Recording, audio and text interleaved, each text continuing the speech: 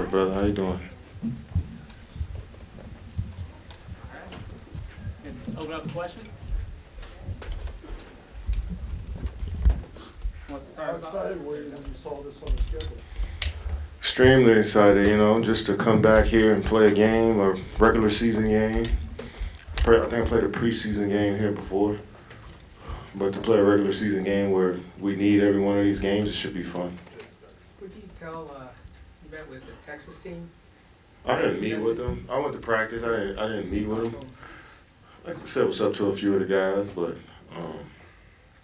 it was good to be around the group. RT has been they've been working hard all season, trying to finish the season off right, so it was good to be around them. You've known him for such a long time. What is it about him that makes him has always made him such a good fit with Texas? Well, he's a people person. He's about relationships. He's about building relationships not only with the player, but their family as well. And he understands that this is a major part of these young men's life is coming to college. And so for parents to trust him to help lead their kids shows the character that he has as a person. And then on the basketball floor, he's been around, all levels, high-level NBA players. He's been in a low major D1 schools head coach and mid-majors, so he's experienced and that can help any kid. And, but the relationship piece is probably the biggest part. Again, where Trey Johnson is right now as a freshman, leading his team in scoring, trying to hold it down for Texas. What advice would you have for him? You know he's going to do a lot of things. It looks like Trey's got it handled. He's conducting himself like a pro already. You could tell when I was at practice yesterday, just his work habits are already at that level of, focus that, it needs to be at in order for you to be a great player for a long time. So just keep doing what he's doing, and, the game, he's going to learn more about the game with more experience. So, in these games, the last few games of the conference play is huge, because they're meaningful. They're going to always be probably, late game type of games, So you learn the most about your team and about yourself when you're playing critical games like that. Do you see any similarities between him and yourself? Probably just the mentality of just wanting to be great and the work ethic. That will to win. You can tell he got that determination to go out there and win. He's passionate about the game of basketball. So yeah, I see some similarities there, and he's similar to a lot of players in that regard. But just his approach to the game, I think we're similar in that area. Was there a memory here that stands out above the rest for you? I had so many great memories off the court, but on the floor, it had to be that Texas A&M game. I think it might have been my last game in the Irwin Center. That was that game right there stood out the most. It was Texas A&M was like a thorn in our side. They was a veteran team. They was experienced, and we were a young group, and they scored 100 points on us that first game, and back then 100 points, that's a lot of points in college. You were getting, Katie, when you were talking about coming here, the Irwin Center doesn't have the best rep a lot of the time. What was your favorite part of it, and what were you kind of envisioning in the Irwin Center? Maybe something you miss most about the drum over there? No, it was the amount of,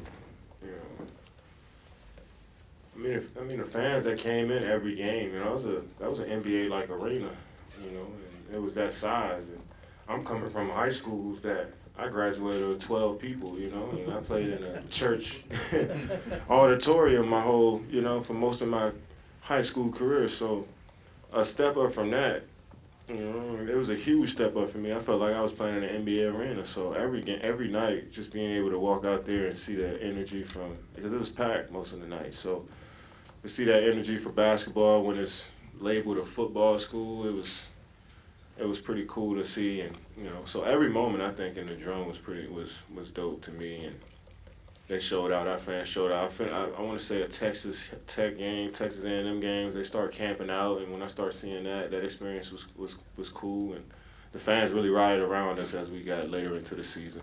Speaking of guys that go to a college, any college, for 1 year, they don't always formed of the Yeah. connection that you did. What was it about this place and this fan base that made you want to keep coming back all these years?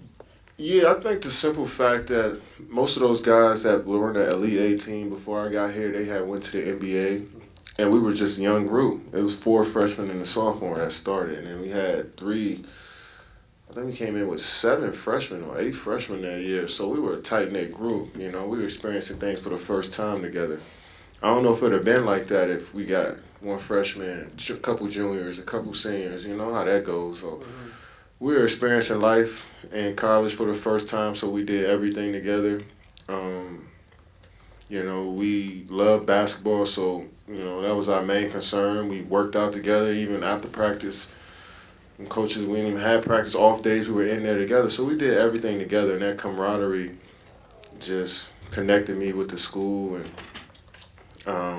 with the city on another level. When you run around the city with 6 of your teammates all the time, and then your coaching staff is just had that family type vibe, you know, it was perfect. You know, I think the people was the reason why I was able to be connected to this university so much. So you're able to keep track of some of those guys still? Do you still keep up with them? Yeah, for sure. I ran into Ian Mooney came to our last game in Houston. Ian guarded me a lot in practice and made me better in practice. So I was able to connect with him in Houston and see the family, and you know, so that's another part of Texas, man. We all just stay connected. Everybody got love for one another, and even the guys I didn't play with. Where is that? Oh, I see. Even the guys I didn't play with, Royale, TJ, Reggie Freeman, Chris Clack, you know, those guys, you know, they even when I was a freshman in college, PJ, they all show love all the time, you know. So Coach Barnes, his staff, they always made sure that the alumni came back and gave back to the newer generation of players, and we just try to do the same thing. You root for Tennessee at all? Say it again? You root for Tennessee at all? Oh, yeah, of course. I got Tennessee gear in the house every time they play, except for when it's against us. What is still the same about Rodney all these almost 2 decades later? Just his enthusiasm, his love for the game, you know. Sometimes the business of basketball can make you jaded a bit with the game, and he's a person that still loves, his office is right on the court, you know, it's right in the corner of the, you know, usually guys, you know, their offices is far off from the court. He likes being on the floor, you know, so that love of the game is right there, and loves to see kids develop, and when you got those traits, then that'll keep you around for a while. Playing Wemby on Thursday and seeing him during the All-Star weekend, like, what do you think about his overall progression in the league, and what do you think he's like missing to take the next step in his progression? I don't think anything's missing. I just think he needs to experience more in the NBA. I mean, it's still early for him, his 2nd year. He's yet to be in the playoffs, which is a eye-opening experience for every player, especially his caliber. He'll learn a lot about himself and his team in that situation. You know, so I just think he's on the right path of being one of the greatest we ever seen, and it's just about, you know, going through those experiences in real time and learning from them and getting better. So I mean, he's on the right track. We all talk about being the face of the league, and for example, I asked him, he said, like, he's the face of the league. What do you think about that? And do you think like a foreign player can be the face of the league? I keep hearing that. What is the face of the league? Like, what does that entail? What do you do when you are the face of the league? Like, being the best, right? I'm just saying, what comes with that? Because it seems like it's just more than basketball. So when we talk about, I want to know. You got an answer for me? For me, it's like being the best player. I think it's a little bit more than that, because I mean, because Ant playing great ball, and they said he's not fit to be the face of the league, or Luka's playing great, and sometimes people don't. And then they said that international players can't be the face. Like, I don't understand what the face of the league is and what that entails. I think all of these guys have impacted in the culture of basketball. So many players are probably watching Victor or Ant or Luka and trying to emulate what they do every day. And they also watching them off the court and see what they do in their personal lives as well, you know. So with the access, I think so many guys got an opportunity to make a huge impact as the face of the league, you know, because they're inspiring so many people so easily, so quick, you know. The access is there for everybody to watch and see what they go through. So, yeah, I don't even know what that, when people say that term, just throw that term out. I need an explanation or a definition of what that truly means, because a lot of these guys, regardless of where they come from, are impacting people all around the world. You know what I'm saying? It's not just one guy. It's not just two guys. It's this whole generation, the era of players is going to impact the world in a different way than the guys before them. So I just think that's a term we use just so we can have a conversation. What do you think adding Fox will do to that mix? But De'Aaron Fox, when they picked him up, how much of a needle do you think that'll push for them? Yeah, I mean, it's always tough to add guys that caliber player to your program mid-season. So it's going to be some ups and downs with that team, but once they figure it out, figure their rhythm out with each other, it's going to be dangerous. De'Aaron is a all-world player, all-star player, can do everything on the floor offensively, pass the ball, athletic, can play over the rim, can shoot the three, you know. So you add that to any team, man, that's going to be a problem. So it's just a matter of, figuring out how that on-court chemistry is going to work, and that's mainly on the coaches and the players to come together and figure that out. But I think there'll be a great team moving forward. On that note, what do you think you guys have to do to make that push these last 30 minutes? Just get back to the fundamentals, man, of simply boxing out, rebounding. I think we play solid defense, but we give up offensive rebounds. You give a team in this league 2 or 3 chances to score, they're going to usually do it. So initially we play good defense. We got to do a better job of boxing out and keeping the ball in our hands. And I think that, those small, subtle changes, you'll see a change in our game as well. Katie, the Court of Gold documentary came out yesterday. You were very involved in that. Why did you feel the need to do that? And also, have you seen the clip with the Serbia locker room going crazy at halftime? What are your thoughts on that? Yeah, I just thought it would be cool to be a part of that story. Olympics always been special to me, and I thought that was the most special Olympics I've been a part of since I've been playing. And so I wanted to be a part of that story, that storytelling. And, I got major respect for, these other countries, and when we play against them, their coaching staffs. But to get a little sneak peek into their locker room and hear that was, it made me smile a bit too, because, that was a memorable game for me, and that was a fun moment. So I was glad people was able to capture that and see that. You and Royale have been close for a while. What traits does he have maybe to be a head coach, whether it be college, NBA, at whatever the next step is? What traits does Royale have that would help him succeed? I mean, he has all the traits. He understands players. He's been a development coach. He's gone over scouting reports. He's been a head coach in the Olympics.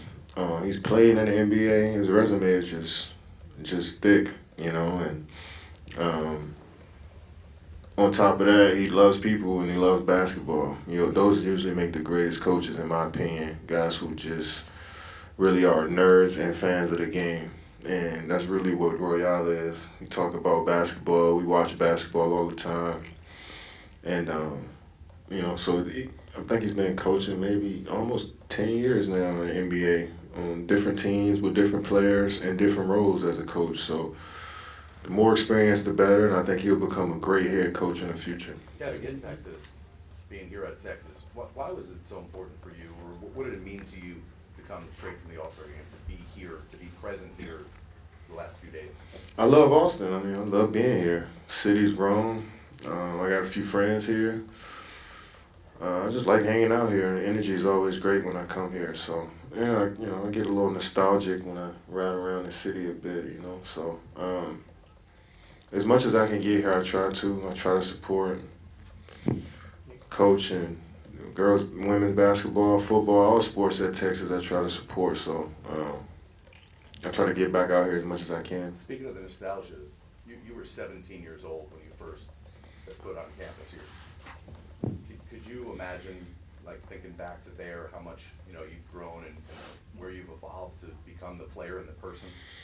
Yeah, I mean, this was kind of the foundation and kind of the start, once you leave home and you just kind of jump into the real world. This is my first entry point. So I learned a lot from people. I grew as a human being, which helped me grow on the basketball court. And I never forgot those times that I had here. So I reference a lot of those times when I'm going through stuff in the league, you know. So, and I lean on, you know, my former teammates and my former, Texas, you know, my Texas family when I go through a lot of stuff, you know. So, this was a vital time in my life, an important time in my life, and I hold on to it dearly. What was your favorite There's a thing? couple more. Go ahead. What are your spots out I wish here? you played more in the tournament. You only got to play in NCAA tournament those 2 games. I know. You regret that you didn't have that long? No, I don't regret that. I think we ran up against a solid team with experience, an older team that knew how to play, and they played together. What I did like was the progression that the guys made that next season and ended up going to the Sweet 16, Elite 8? Yeah, Houston. Did we go to Elite 8? Yeah, lost to Memphis. And yeah, lost to Memphis. And most of the guys on that team that I played with, and I just seen the growth over that next season. And I was like, damn, I was a little jealous a bit seeing them, you know, be that close to the Final Four. But that next season is when you've seen the guys take off and kind of find their identities as an individual and as a team. And you know, it was fun to watch too. So I had some. It was some great those teams, man. I think about it all the time. Kevin, you've seen a lot of fans wear your jerseys throughout the years. It's been a while since you've seen much burnt orange. What do you think that moment's going to be like tomorrow? Oh man, I hope it's. You know, I think it's going to be a electric time. I think people are excited for NBA basketball in Austin. Of course, they're going to come show out for the Spurs and a former Longhorn and myself. But I think it was any team coming here, they would be excited for basketball. And this city is a basketball city, you know. So it's a beautiful arena now. It's fit for NBA basketball. So I think the Spurs may be playing a few games here in the future each year. I don't know for sure, but just bringing that NBA energy to this city is going to be amazing. So I'm glad we can kick it off. What was your favorite thing to do in Austin when you were a student? I used to, we used to pile into Justin Mason or one of my boys, Randy Williams' car, and we used to go to the mall every weekend, buy our clothes for where we going, then we would walk around on 6th Street. On the weekends after our Saturday games, you play Tuesday, Saturday, so it's every Saturday night we was hanging out on 6th Street, six, just piling out of a Cavalier. You know, those are the most memorable times, hanging out with those dudes roaming around 6th Street. But we did everything together, man. It was a great time. Are you going to get your barbecue fix when you're here? Or Tex-Mex? On the low, I might. I might. Kev, I know you were. It's important for you to come back and give back. Just talking to the guys, the Horns now, who was your guy that maybe came back from the league? I don't know if it was TJ when you were here. Why is that important to you to connect with the current team?